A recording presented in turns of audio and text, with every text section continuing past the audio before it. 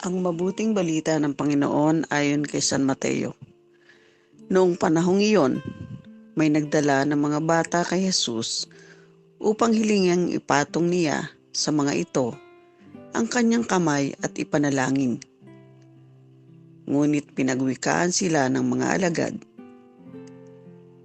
Datapwat sinabi ni Jesus, "Hayaan ninyong lumapit sa akin ang mga bata.